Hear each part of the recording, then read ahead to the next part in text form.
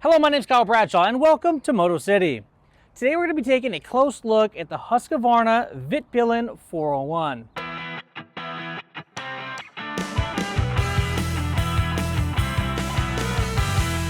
When it comes to use case from Husqvarna, they say the Vitpilen 401 is an unassuming hero of the sub 500cc world. Having been an owner of a 390 Duke for the last 4 years, I can say that I truly enjoy riding my 390 Duke, more so than any of the other Japanese model motorcycles less than 500 cc's, unlike any of the others in the marketplace. The Husky 401 has sure-footedness, it's lightweight, and it has an immersive riding position. Basically, when you're on this bike, you really feel like you're going a lot faster than you really are.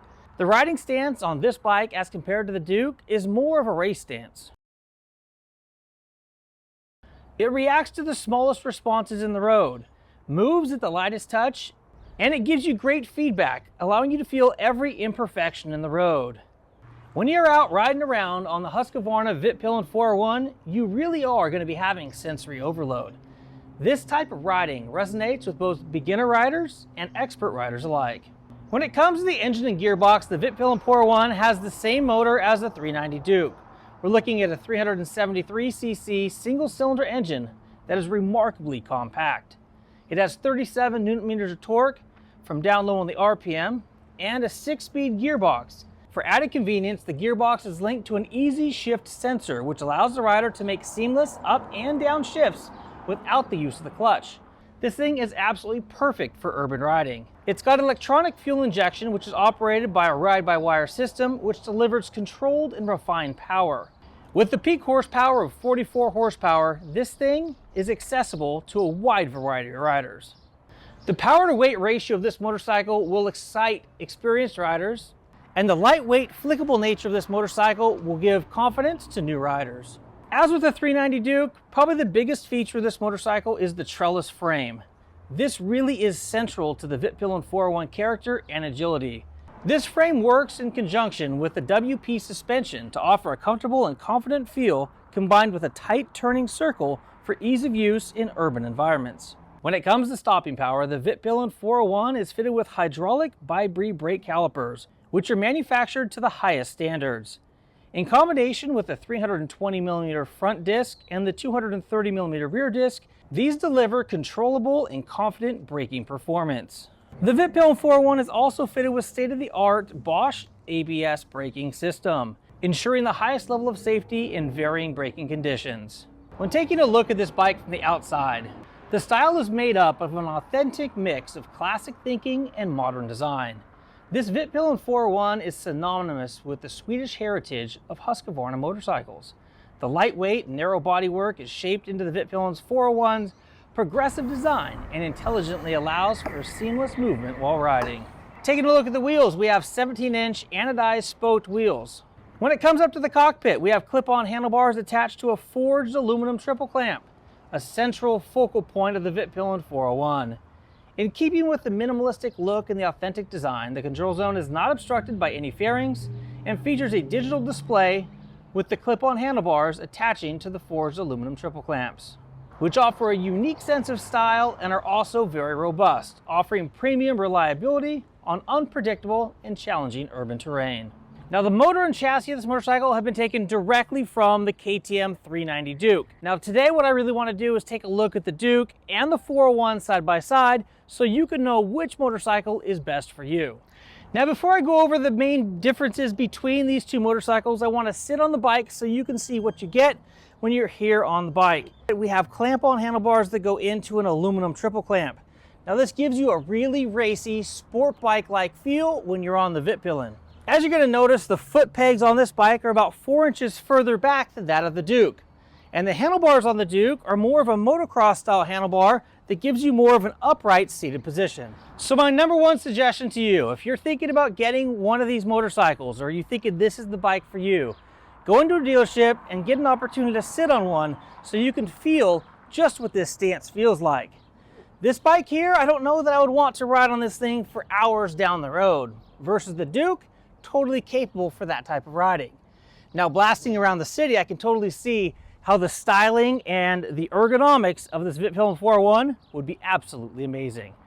Now let's grab the camera, come up close to the bikes, and show you some of the unique differences between the Vitpilen 401 and the Duke 390. I mean, the first thing you're going to notice is the motor is almost identical. Now, when you look at the general structure of the motor, it is identical to that of the 390 Duke. Now, what I really like about the Husky's motor is the fact that they made the top of the cylinder black to match the rest of the motorcycle. And then this is a typical Husky color down here for the motor, just like you find on all of their motocross bikes. They did a really good job in making this thing really stand out and look nice. Now, moving from the motor, let's step back a little bit to the foot pegs. You can see how far the foot peg is away from the back of the motor right here. There's about 4 inches of difference between this bike and the foot pegs that we find over here on the Duke. You can see how much closer the foot peg is to the motor here. Taking a look at the exhaust. The exhaust is pretty much the same as it comes down and out.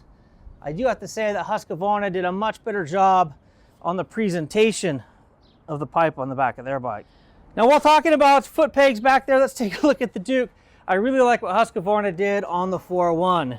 So the rear foot peg for the Duke comes down off the frame here and gives you this really ugly framework in between the subframe of the motorcycle and the exhaust. Versus we step on over to the Husqvarna, they've taken an extension bracket on the back of the front foot peg and they brought it back up.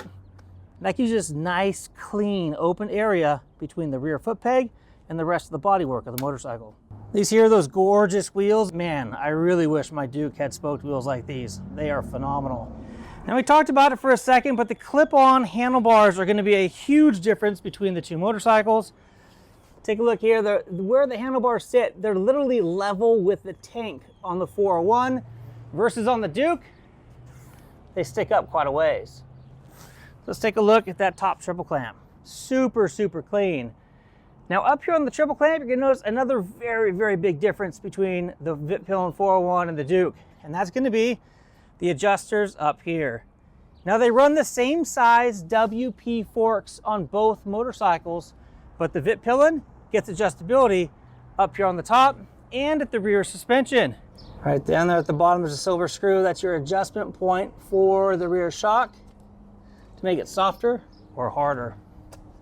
The Duke has absolutely nothing like that. You basically get what you get and you don't throw a fit. I gotta say, the rear tail section of the Duke is absolutely hideous as compared to the beautiful nature or the beautiful back end that we find on the Vitpilen 401. Another difference we're going to notice while up here in the handlebar of the cockpit is the dash. We have a digital dash on the Vitpilen 401 versus the KTM has a TFT display. Another big difference is going to be the headlight. Husqvarna has a nice classic style headlight round that matches not only the instrument cluster and the mirrors, just gives a really nice classic look to the motorcycle versus KTM's praying mantis style Duke headlight. Another striking difference will be the seat. The seat on the 401 is going to be a single piece seat that comes back to a slight raise for the passenger with a built-in grab handle. The seat on the Duke is going to be a 2-piece seat that comes back to a passenger pillion with no grab handles for 2021. Now, when it comes to how these motors perform, I have personally ridden my 390 Duke on and off-road. I've ridden it more than 500 miles in a day. This motor, this single-cylinder motor, does a phenomenal job at getting you where you need to go. I can cruise comfortably down the highway at 80 miles an hour, and in the city, it's like a hooligan bike. So if you're looking to have the most aggressive-looking urban street motorcycle under 500 cc's, this guy is going to be the ticket. I'm Kyle Bradshaw from MotoCity. Thank you guys for watching. If you got any questions, leave a comment down below. And if you haven't already, please hit that subscribe button and the notification bell so you can be part of the notification squad and you'll be notified when we upload new videos. If you like what you saw today, please give this video a thumbs up. And even if you didn't like it and you got this far, just give it a thumbs up anyway, please. Anyway, I'm Kyle Bradshaw. Thank you guys for watching. Until next time, take care and ride safe out there.